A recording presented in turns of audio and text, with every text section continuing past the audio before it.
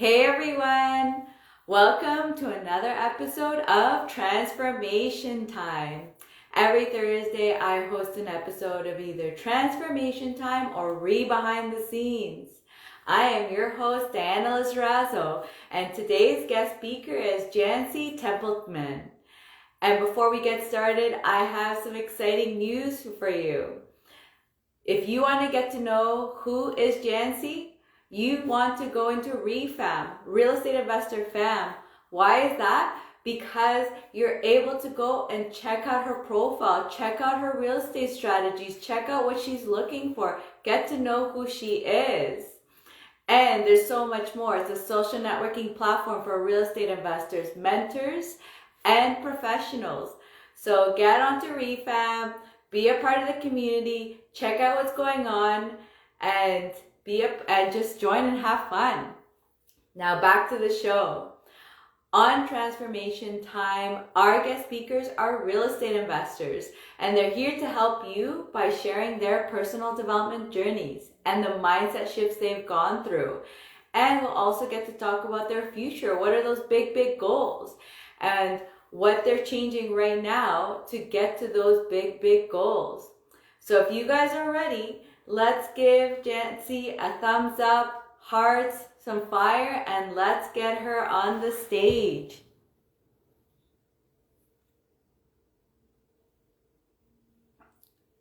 Okay, and I don't know why I can't accept actually. Or not accept, I can't invite. Is it me? Not letting me push the button. Oh, maybe because it looks like she left. Oh, there you are. I don't know why I can't invite you. Are you able to see the invite button? I don't know how it shows as a guest going in. I may have to, maybe it might be my Instagram. I may have to restart this again because it's not letting me click on the button.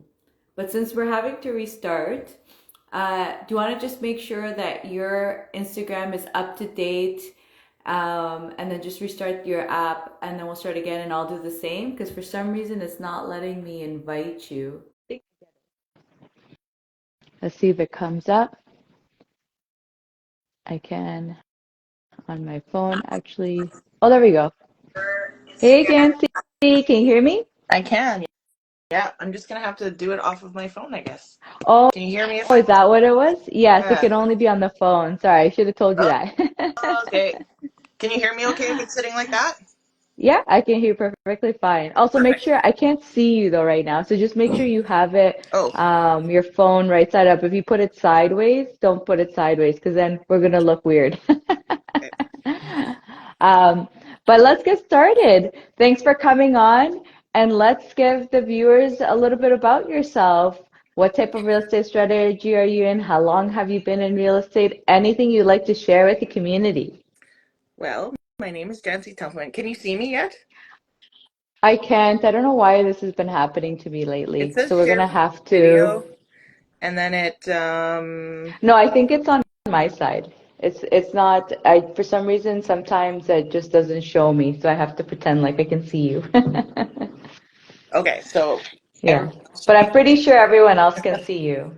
I guess in the comments if anybody can or can't see me, just let me know. Okay, so your question was what am I doing in real estate? A little bit about What? myself. So, sorry, go ahead. Yep, yep. Your real estate strategy and just how long have you been in it? Anything you'd like to share? What you're up to these days in real estate? Perfect. So I live in Regina, Saskatchewan. I've been in real estate since 2011. I started with buy and hold real estate, thinking I was going to be able to live off the cash flow, and it became abundantly clear pretty soon that you can't live off the cash flow. You know, the furnace goes, you need new shingles, that sort of stuff. So that's when I transitioned into flipping. So the very first flip that I ever did was with my husband. We did all the work ourselves except for plumbing and electrical, but flooring, painting, everything like that. And yeah, we made a pretty good profit on it, but we were there every night, every weekend. All of our extra time and energy was spent being there. And it was exhausting, and we had a real estate coach come through town, and he said, that's not a scalable business model. Do you want me to teach you how to do this at scale? And I said, yeah. And we were ready to start a family at that point too. And I guess that would have been about 2014, 2015. And then since then, I've had my two kids, and I've just finished flip number 31 while being a stay-at-home mom. So we actually removed conditions 2 days ago. So they get possession March 15th. And so during that time too, we've accumulated more rentals. So we have 10 doors between single family, duplex, triplex. And then in November, we bought our first multifamily building. So a 17 unit here in Regina. That's So yeah, done lots of things. amazing. That's amazing. So let's get started with what even got you knowing about real estate and investing in real estate. Because I do know lots of people sometimes don't even, it's not even a thought in their mind to buy a property and invest in real estate. And while you're doing that, don't mind me. I'm going to quickly disappear. I realize my phone's not charging, but I can hear Sure. you. So keep on talking and I'll come Yeah. back. So I started, like I came from the fitness industry. So I was a personal trainer and massage therapist, and I was trading time for money. And it was actually one of my real estate, or one of my personal training clients who was in real estate. And so she would talk about all of her deals, and she had the freedom to go and pick up her kids and go and travel, and she just had a really cool lifestyle, and I just wanted that. And she would just talk about the deals that she was doing. And that was when there was like the Rich Dad Poor Dad little banner on Facebook, when they used to have the ads on the side back in the day. And so I clicked on that, and it turned out that's what she had done back in I don't know, 2008 or 9 or something. And so she was the one that kind of motivated me. She pretty much said, without being rude, she said, well, how are you going to retire on a fitness wage? And I was like, I have no idea. She's like, well, what happens if you get sick? I said, well, I just work. She's like, no, like if you really get sick and you cannot physically come to work. And I said, well, I guess I don't make any money. And she said, well, maybe that's something that you should think about.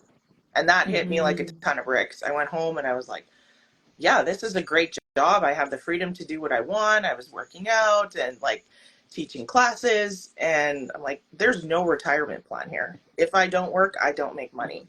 And so then that's when it kind of shifted. And that's when we started to learn and get some education, because I had no real estate background. I had no real estate connections. I started from zero, ground zero. Mhm. Yeah.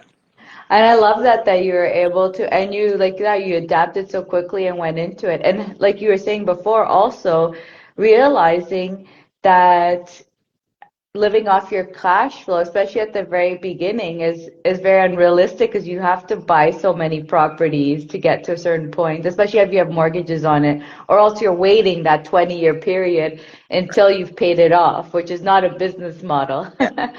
So how scary was it, or how, yeah, I feel like it's always scary. And how scary was it to go from the long-term buy and hold to flipping? Because flipping is a very risky strategy, and I know lots of people get scared by it. So how did you get over those fears and even start thinking of having that courage to do it? I don't think I was ever scared. I've done enough training and education with it that I buy these properties cheap enough that it's really difficult for me to lose money unless my renovation goes wildly off base. But we're buying them with a 30% margin. Um, we get investor capital. I buy them cash so I can negotiate a better price and better terms. I was always getting beaten out by other people doing cash, and I was thinking, how the heck did they do that? But now I realize, like, work with other people. They want their money working for them. I have a really good crew of contractors that I work with that I know and trust. I guess I was always kind of a leader and always kind of knew what I wanted, especially with the design and everything too. So I built a kind of team of people that really liked working for me, because I always paid them on time. When they asked for another draw, I paid them within 24 to 48 hours. They're not waiting 30, 60, 90 days. So they always liked working for me, and things and timelines always seemed to be on track. So it never really scared me. I just got better at delegating and managing. And after it was kind of wash, rinse, repeat, and we kind of did the same sort of stuff. So same kind of trim, doors, paint colors changed, a few other things changed. But I was never really scared going in. I knew the potential profit. I never did Mm-hmm. anything that was only going to give me a 5 or 10,000 profit. It's going to be 25 to 35,000. And again, I'm in Regina, so these are Saskatchewan numbers. Like the houses I'm working on are first time buyers, so they're anywhere between 250,000 and 350,000. So if I'm in a different market, obviously that would be different, but Mm-hmm. typically that's what we were aiming for. And then not everything is um, like a home run. Like sometimes, like for example, this last one, we're at the very end of it and we got to redo the sewer line from the outside. They had a quote for 10,000. I have my guys and we're getting it done for 2,600. So when you have that community and those trades that work really well with you, it's not as scary. Maybe in the beginning it Mm-hmm. was a little bit like I don't know who to trust, but now I've done this long enough. I have a good group of people that I can call on. Mm-hmm. And I just wanted to give a shout out to Black Card. This is Okay. shout out to everyone from Black Card here. Hey, Black So I just wanted to Card. say, hey, and and then so when you started, you did you start with the burrs and then you went in? Like, how did you start developing the teams? Because, like you said, at the very beginning, when you're finding the right team members, that in itself, trying to find all those right people and going through the stresses of it, because obviously I feel like we'll start with some that are not so good Yeah. and then you learn from your mistakes. How did you um, start finding the right people? Like, what did you start learning out of that and to identify the right So people? the first one we did, we bought it cash on a line of credit because it was a pretty cheap property. Renovated it. We did all of the renovations. Again, I think there was some plumbing and electrical that we outsourced, but we had known friends in our circle that were plumbers and electricians, so that was an easy one to do. Then we bird the first one, so we pulled all that money out, paid for all of our education, and we still had money left over to buy the next one, which was a duplex. And that one we still have all of these rentals to this day. And then we got another single family home, and then from there it was like we had some joint venture partners and like, okay, we're done. You can do this on your own. And so that's when we had to transition to doing it ourselves. So in that process, we had been doing some of the work ourselves, but also dabbling hiring it out because we just physically didn't have enough time in the day. So it kind of forced us to start outsourcing things. And it is trial and error. You go with referrals from other people. Sometimes they work out, sometimes they don't. But usually from then, we'd find somebody better. And it just kind of transitioned with that. We had a guy that we worked with for 4 years, and he was really good until he wasn't. And he just stopped showing up and like lying about things. And, he said his mom died. And then I found Mm-hmm. out she didn't die. She lives in a home. Like, I'm like, what are you talking about? So we just stopped using him. So then I was forced into another group of made some calls like, hey, I need somebody now. Like we're already in the middle of this. And then I worked with that group of guys for another 4 years and they were really, really good. And so now I'm kind of on my next group of contractors that I'm going through again. So if you think you're going to use Mm-hmm. them forever and ever, like, life happens. It doesn't always stay. So Mm-hmm. being able to hire and fire really quick and recognize, okay, this isn't working out and this is my business and my money. And I got to make sure that I'm being a steward of my money and that I got to protect my investors' interest as well. So I would just hire and fire as quick as I can and recognizing that, Mm-hmm. not being afraid to, too. Yes, yeah. You've said a lot of really good tips, and I just want to reiterate that one was you started off doing the burrs, which I think is such a fantastic way because I also started that way too, and which I didn't do, but my husband did, so I guess kind of still indirectly. But you guys went hands-on into your first project, which I also find a great way to do things and a great way to learn because you really start learning how complicated things could be, or hard they are, or when you're getting estimates, things like that, that you can estimate them better. If someone tells you something, yes, it's gonna obviously be higher because you don't think about paying yourself, or you may not think about those things, but at least you have better ideas when people are talking to you about like that, when you're ready to hire someone to do, let's say, flooring, and you had done it already, so now you have an idea. Yeah. So I just wanted to reiterate that because I think that's a very fantastic way to get into real estate, especially on the BRRRR side, because like you said, then I feel like it makes sense why flipping wasn't so hard or scary for you, because you at least knew the renovation side, and then now it's more like, are you really good at running your numbers, you Right. know? Yeah. And because now it's like you have, 5, 10 years to make up that money if you make a mistake. But with a BRRRR, it's a very different story. So then it's now more of like, well, at least I kind of get how the renovations work. Maybe I've already started building my team, which it sounded like you were doing. But, now it's just like, okay, now we got to work on the analysis and make sure that we're good. And probably, like you're saying, you're probably, especially at the beginning, probably super conservative with Yep. your numbers. And then as you gain the feel of the market and stuff within time, years, then I'm sure you probably have that down so easily. And you can probably do the napkin, you just like quick Yep. numbers. You're like, I got this. Is a good one or is a bad one? Yeah. Move on, right? Yeah, exactly.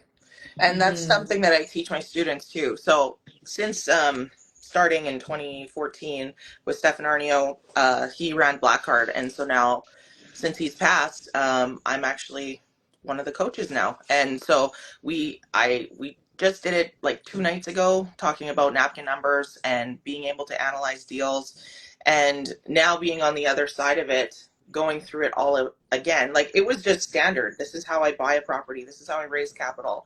And now it's kind of redefining how I do my business, now teaching it to others. And we teach lots of different strategies when you're starting your business, because I think when you're first starting out, you don't even know what you don't know, so you don't even know where to start. So we're talking about bird dog and wholesale, and I've done all of the different strategies. So if I didn't know, what wholesaling even was, I wouldn't even think of that as an exit strategy, or Mm-hmm. doing a rent to own, or doing a flip, or a BRRRR. Like, it was never called BRRRR when I first started. Like, that's only been in the Mm-hmm. last, I don't know, 5 years or something like that. We Yeah. just bought it, renovated it, kept it, put a mortgage on it, and moved on to the next one. And we've done Mm-hmm. that a few more times the since we flipped. I think we've kept a couple of them. We're in the middle of a rent to own right now. I've wholesaled, I don't know, 3 or 4. My best wholesale being $40,000, which is really good for Saskatchewan. Um, Mm-hmm. and then now getting into multifamily. So it's not like I'm just like a one trick pony. I do have skills in all of them. But if I didn't know all of those other strategies, you might get stuck and not know what to do. So say your renovation goes over budget, and now, oh, whatever, I'm going to have to do a rent to own because I'm way over. I need to be able to offload this. It's not going to be right now, but it will be sometime. But at least I knew those strategies and how I could be moving forward. So, Yeah, that's a very, very great point, that knowing all the different strategies really help out to deciding where you exit or where you will need to exit if you have to. yeah. Like you said, like you get such an amazing deal that the amount of money you make, you're just like, I could probably make quick money, and if, within the month, and just wholesale it and then move on quicker. Yeah. Or you're like, this seems like a good flip or something I want to keep because maybe the cash flow is amazing. It's like knowing all those exit strategies really help out to actually make the right decisions for yourself too. That's Yeah. amazing. And I also wanted to reiterate something you said before about the renovations part, where I thought that was a great point that you said about when people come, they're not going to stay there forever. And I have also, because my husband has a renovation business, you do see that a lot. Even in our case, it's more employees coming in and out. Yeah. Exactly what you were saying, where it's life happens, and someone can make a flip so easily and all of a sudden just not be motivated, whatever goes on their lives, and then they just start, you see them disappearing, like you said, that firing quickly does become important. Sometimes, I feel like especially if I'm talking to my husband, when you build such a strong relationship, when you've been working with them so long, uh, that sometimes is hard. And being able to just be like, this is business, gotta let you go. You're costing me a lot more money than it is to actually get getting paid Yeah. is so important. So I think that's great that, yeah, that firing quickly is very, very important. And I found some of my guys just burned out. Like I kept them busy a lot of times through the winter. They would have a few other side jobs. In the summer, obviously, they're going to be bigger or busier with other outside work. But I think I kept them busy so long, and then they didn't want to disappoint anyone. So they were taking as many jobs as they could and then spread themselves too thin and just made everybody else upset. And I have a very specific timeline. I know at the beginning of the flip when you are coming in to do your stuff. That's drywall, paint, flooring. I have everybody scheduled. And so when you don't show up when I've booked you in 2 months prior, that that holds up everybody else. And then they're like, well, I have to finish this job and this job, and I'm like, that is not my problem. You need to figure out your own schedule. And that was one of the things that I know that they've appreciated. They were really good at doing their trade, but they were not really very organized. So they liked Mm-hmm. working with me because I kept them organized and, okay, you're going to be at this flip this day and you're doing this. And so the one company, they were a good complement to each other because one was the framer, did all the rough ends and stuff like that, and then the next guy was the finisher, so doing drywall, paint, and then the other guy would come back and do all the trim. And so I could have them separated on two different jobs and keep them organized, because if they weren't, I don't know, it just drags on, and it costs me a lot of money because I have investors that I'm paying capital to, or interest to. So Mm-hmm. timeline is super important. If it drags out another month or two, like that could be another $5,000 out of my profit because it's just Mm-hmm. taking so long. So that's super important to keep in mind too when you're flipping, Yeah, is the timeline. exactly, 100%. Now, with your experiences you've had so far, what were your pivotal mindset shifts that you had going through what you've gone through so far? So when I first started, I was in the fitness industry teaching classes. So I'd go to these networking events and go to these conferences and stuff, and I would introduce myself as Janci, and I'm a personal trainer, massage therapist, and real estate investor. And one of my mentors was like, why are you doing that? Are you like, nobody's going to take you seriously if real estate investor is the third thing that you bring up? Like, is that going to be making you all the money? Like, get that other stuff out of the way and embody, like, you are an investor. You do know what you're talking about. You just have to be confident and be that person. So did that happen overnight? No. I think it really helped when I had my first son, because now I'm a stay-at-home mom. I'm not teaching classes. I'm not doing any treatments for patients anymore.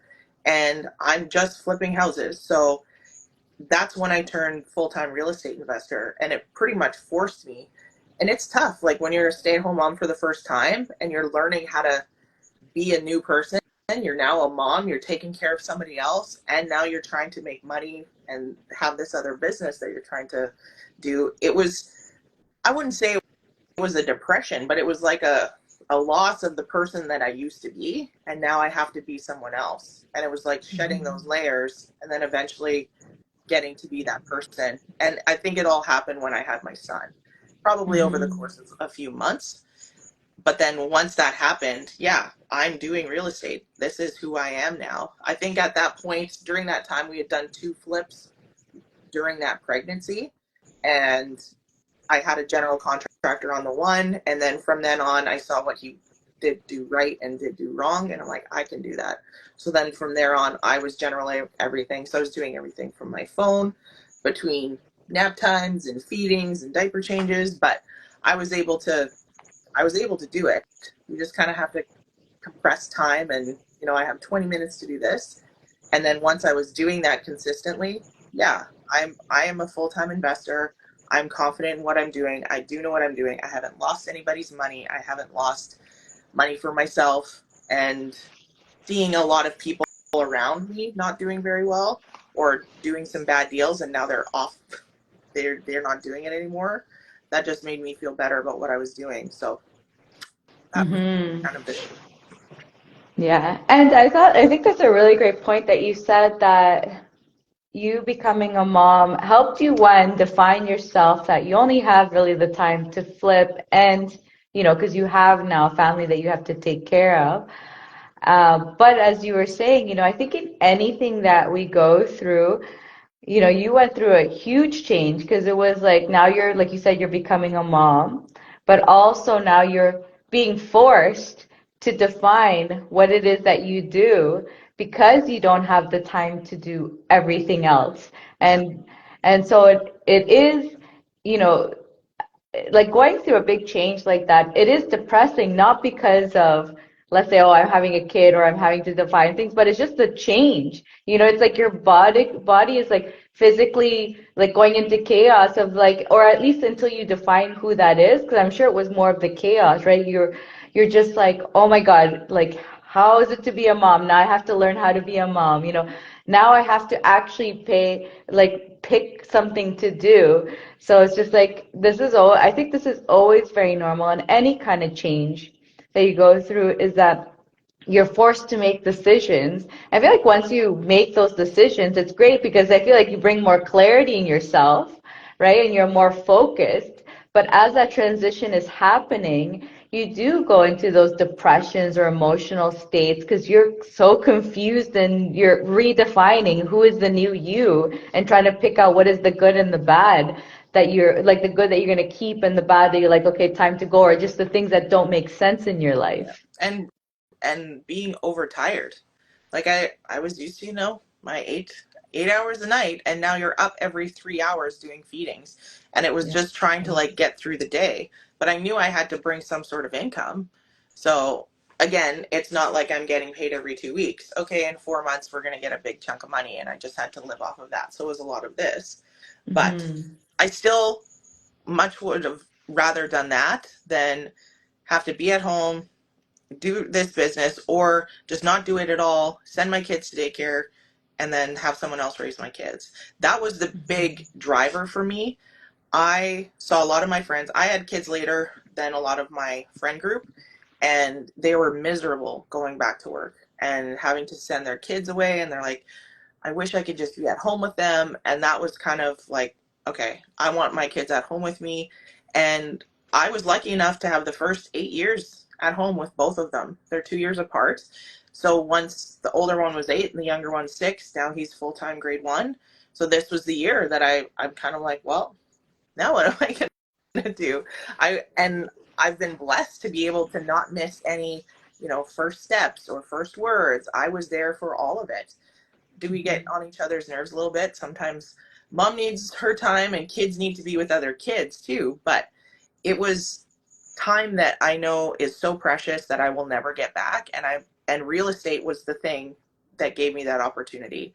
And I know there's other mothers out there that would kill to have had that first 8 years at home with them, and they couldn't. They had to just go back to work. So if you Hmm. are looking at real estate as an option to be a stay-at-home mom, it's totally doable for anybody out there. Hmm.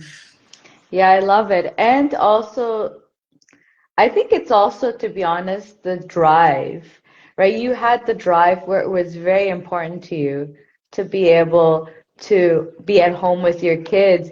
And so I feel like when you have that drive so strong that you have certain values or things that almost become non-negotiables, I feel like those are the times when it opens up your eyes to actually the possibilities and what can be done and what you can do. Yeah. What is your opinion? Um, for sure, because you get more laser focused on what you want to do. And I probably said no to more things like, hey, do you want to go out and do this? And my friend group probably shrunk. Not that it was super huge, but I'm very focused, and I have the relationships that I do have are very tight. And I didn't waste my time with like, why would I go and hang out with that person? They just make me feel, not that they were putting me down, they just drag me down. I don't want to be dragged into their drama. I don't have time Hmm. for other stuff. I am ambitious and I have goals, and I want to hang out with people that are going to uplift me. And that's why I love hanging out at real estate events and stuff, because we're all kind of on the same mission. and it it just makes it a lot easier, I think, moving forward. And sometimes, real estate's always not what it's cracked up to be. There's bad days, there's good days. I had 2 sewer lines go down on the same day in January, and I had, like, within 5 more days, I had 2 furnaces go down. So January was a very expensive month, and it was just really draining. But then when you look at the big picture and realize, like, when I retire or whenever, in 25 years or something, when a lot of these things are all going to be paid off, I'm going to be sitting okay. Like, I'm going to be in a good position compared to a lot of my peers. And that's what drives me too, is, okay, I'll be fine. I just got to keep plugging along even when the days are hard. And that driver of, look, I can be at home with my kids and I can have summer vacation with them, and we're going to go travel and do this. And not every family gets to do that. So, yeah. 100%. And I was actually just going to say that, like, not even looking into the future, but looking into now that, like you were saying, you're actually able to be at home with your kids and for a full 8 years, which is so impactful that you're able to do it. So it's like, yes, being an investor, there's hard times, but to be honest, in anything, you're always dealing with hard times. I just think as an entrepreneur, we have to become more of the owners of the hard times, where in other situations, you may be able to like pass off some of that hard time or all of it off, depending.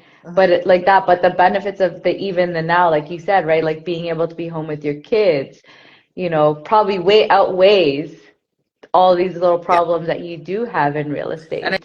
I think as an investor too, when you're first starting out, things are so stressful. Like, if the furnace went down, oh my God, this is going to be so expensive. And who do I call and what do I do? And I think if you just get better at problem solving, better at pivoting, and those 2 sewer lines were 2 phone calls and it was handled, but it's still like a bummer. And then the 2 furnaces, yeah, it was a phone call. One, I was actually able to get a used furnace that was in really good shape. So I got a really good deal on that one. And then the other one, they were both fixed within 48 hours. So I didn't lose any sleep off of those ones because it's not like the first time I've ever used these guys. So as an investor, you just start getting better at problem solving. And then when you start to expand and do bigger deals, then your problems get bigger. And I've heard that lots on other podcasts and other seasoned real estate investors. Your problems just get bigger and more expensive, but you know how to pivot and handle the situation. And if you don't let it get to you, like, it's just business as usual and you just keep going. So, not sure if you've 100%. experienced that too, but. Oh yeah, and I just want to give quickly a shout out to J Deep. He's just saying hi to you. Hey, JD. Janci saying hi to you. But yes, I completely agree. And actually, I'm curious to hear maybe a story for you. But I've also noticed that the problems when we started, at least with me, looking back at those problems, I kind of actually laugh at myself to see how silly they are. Now there's certain problems where I'm like, quick, quick, go. Like, oh, you need this? Okay, just call this person, get this person. Before I would be stressing Yeah, about it, thinking it's like the biggest problem in the world. Or like you said, now, I deal with much bigger problems. Those ones probably stress me out right now because they're new ones that I've never right. dealt with. But the ones that I've dealt with in the past, those now, like I can solve them so quickly. They're barely even a thought in my mind. Yeah. Like, what's your opinion? Yeah, and you know what? I see that with a lot of new real estate investors. They're already psyching themselves out. They have analysis paralysis. They're thinking, well, if a tenant moves out in this time, like, what am I going to do? I'm like, well, you put another one in there. And they're already psyching themselves out and giving themselves problems before they've even started. You've talked yourself out of a deal. You haven't even put it under contract yet. Mm-hmm. And I'm like, why wouldn't you just take the risk and just try and just see? But some people, it's never going to be that way for them. And yeah, exactly what you said. The problems looking back, I think I even tried repairing things on my own because I wanted to save money. So the flapper on the toilet was broken. Well, I'm going to go and get all the parts and I'm going to go and do it. And then I end up getting to a point and then I end up having to phone the plumber anyways. And now I've wasted 2 to 3 hours of my own time and then now paid a professional to do it. So now it's just, I pay the professional. I did the same thing with fixing a dryer. I went and got all the parts for it and it was a couple $100. And again, I couldn't get it fixed. So what do? Spend money again on somebody else doing it. So now we don't even bother. It's a phone call. Someone else needs to do it. So there was always learning lessons. And I think if we didn't have those early problems and those panics and the freakouts, we wouldn't have learned from them and learned, okay, this is not what we're supposed to do. We need to be doing other things. I am not a plumber. I am not an electrician. I am a real estate investor. My job is to make sure that this asset is performing to the best of its capabilities, and I will phone the right people to fix those problems if it's rentals or whatever, or the renovation. So yeah. 100%. Yeah, love that. And it's so true. Um, and just again, another shout out to JDeep. He says she's a powerhouse when teaching real estate investing. That's amazing. Always good to get some good reviews. Yeah. We had a great talk. I was in Toronto a couple weeks ago and we saw each other at an event. And he actually gave me a ride. Thanks, man. Oh, nice. Any other mindset shifts that you had in your so far in your real estate journey? The transition to bigger deals, getting my multifamily, it is similar, but it's also different. The whole financing process, it was a huge learning experience for me. I kind of had to redo the financing twice because I took on some people that were working on the deal for the previous 9 months. They couldn't close, so then it came to me. So I took on those other people. I should have gone with people that I know and knew and trusted because I didn't necessarily get all of the advice that I should have gotten. So 2 weeks when we're trying to get funding into the lawyer's account, they were like, you can't use those funds. I was like, since when? Nobody, the lawyer didn't come up with it, the mortgage broker, nobody told me this. So I had to go and raise another $140,000 in like 5 days to try and close this deal. If I didn't close it in time, I would have been paying $25,000 in fees because I didn't close on time. So learned a lot, was trying to get financing through another lender and they're like, well, you should have been doing this months ago. And I'm like, I know I should have, but I was given advice. And so I think just going with my gut, and because I know the right people and I know what I know. And I thought it was such an unknown, but it's not really. So anyways, that was a mindset shift and just doing the volume. I think looking back when you're in it, some of those flips can be really hard. You're like, oh, nobody knows how hard this is. And I have 2 kids at home. And like people see all the flash and they see my social and they see the before and afters. And it's like, oh, it's so great. But I'm showing you the good stuff, right? I'm not necessarily showing you all the bad stuff. And Mm-hmm. and it's definitely a shift. I think I should be more vulnerable on social. Like, it's not easy. It's not easy doing this for as long as I have. Like, I don't know anybody else. And when I say we, I don't mean my husband. He doesn't do anything with the real estate stuff anymore. It's just myself. And it's tough. It's really tough. And being a mom and managing the household and buying the groceries and bedtimes and baths and sports and extracurriculars, and I have my extracurriculars, it gets really busy. And sometimes it goes in waves that, like, I think now that I'm done this flip, I'm just going to kind of step back for a little bit, enjoy the spring. We get really busy with football and baseball in the spring. And then, okay, maybe in the summer I'll start picking up some more stuff, but I'll just kind of kick back for a little bit. You never know, but like deals Mm-hmm. show up all the time. You never know when they're going to show up. So if I something, know it's so true. It's funny, we'll say we pause and then a really amazing one comes. Or you know what happened to me more? I was very obsessed with birds and I'm like, I'm not doing anything but birds. I'm just sticking with the birds. And literally the next one that came was a flip. all right, And then it was just like the deal was way too good to pass up, you yeah. know? Well, and that's the same with the apartment building. I'd never done one, but I knew it was a good deal and I should pursue it. And now there was somebody invited me to go look at another deal here, and it was trashed.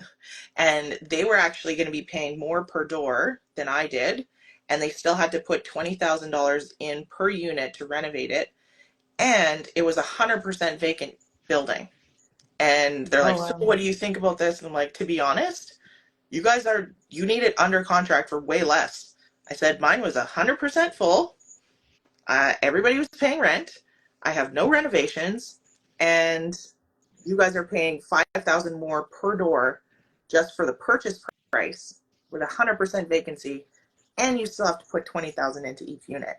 I'm like, And you don't know how many work orders are on it because if it's vacant, 100%, there's probably a whole bunch of work orders in there oh too. yeah, Not there letting is. them actually do the work, not letting them have tenants in there. So Yep. always 100% vacancy comes with its caveats. Yeah. So I'm like, I wouldn't touch it, but that's not like, if you guys want to go for Yeah. it, I would offer another like 250,000 less than what you're wanting, because Mhm. it, to me, it doesn't make any sense. But I don't know what they actually went and did.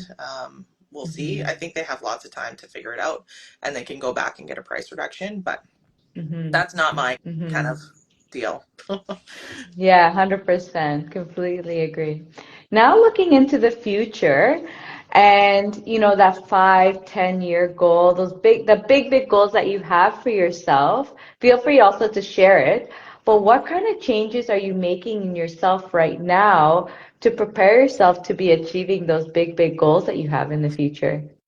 See, it's funny because when I first started in 2011, I remember my coaches and mentors teaching at the front, and I just thought to myself, I would love to be able to do that and tell these cool stories of how they've won and lost, and these just funny scenarios with tenants or contractors or whatever, or these big wins that they've had.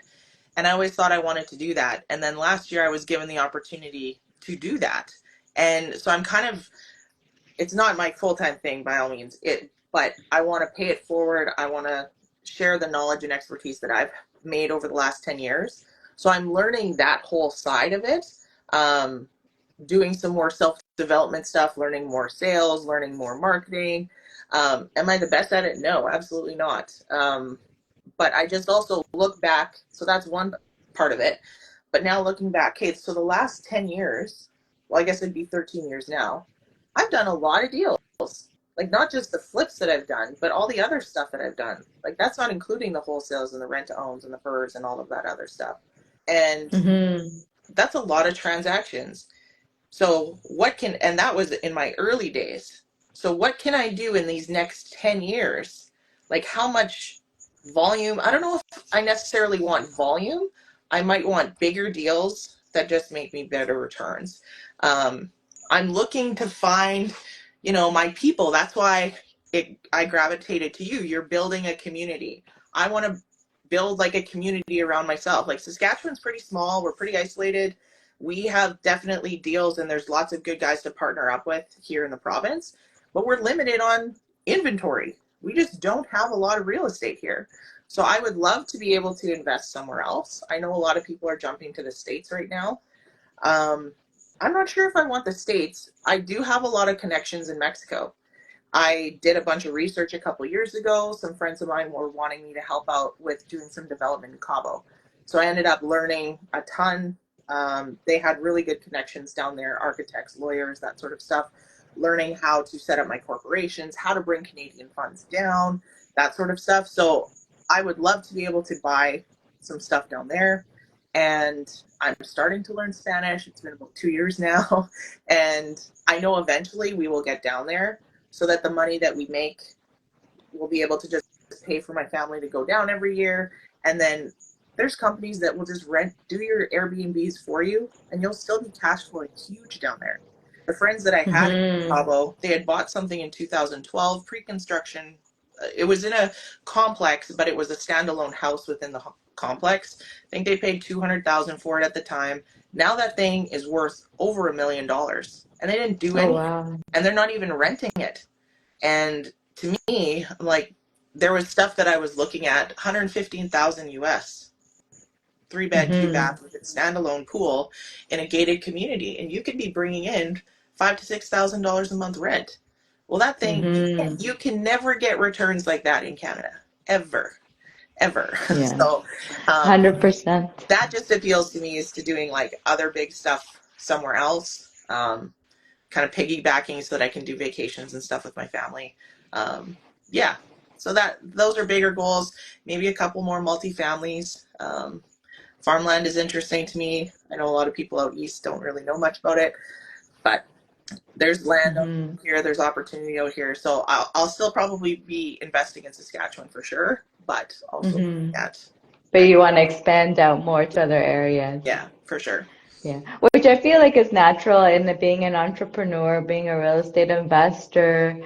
You know, there's always, I feel like naturally we always want to level up and because in that process you're learning and change, you're learning about yourself and changing and adapting to things, which I personally find a lot of fun. And what makes being an entrepreneur fun, or what makes being a real estate investor fun. Yeah, for sure. And then, like you were saying before, like looking back at those mistakes or just challenges in the beginning, well, yeah, like looking how much I've transitioned over these last 10 years. And would I have ever guessed that I was going to get a 17-unit apartment building? No. And it's just myself. Like, we brought in two investors. That was it. We didn't have like a big syndication or anything like that because obviously rules change and stuff. But like I'd like to do bigger stuff.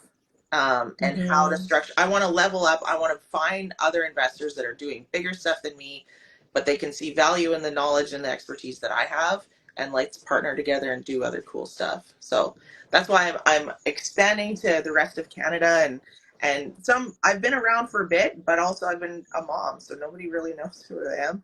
Been kind of a ghost for a few years, but hoping to get out there and meet some more like-minded investors, and it's great being part of this group. And yeah, I'm excited for what's going to happen in the future. Awesome. Thanks so much for sharing. It was so much fun to learn about you, to learn more about you. And if you guys love what you heard from Janci, she's going to be tagged on here, so you'll be able to follow her and see what she's up to these days. And if you love my shows and you want to see what I'm up to these days, then definitely follow me too. Janci, so it was so much fun to chat with you. Thank you for coming on. Well, thank you very much for having me. It was awesome. Awesome. Bye, Janci. Bye, everyone. We'll see you all in the next episode. Bye, Thanks, everybody. everyone. We'll see ya.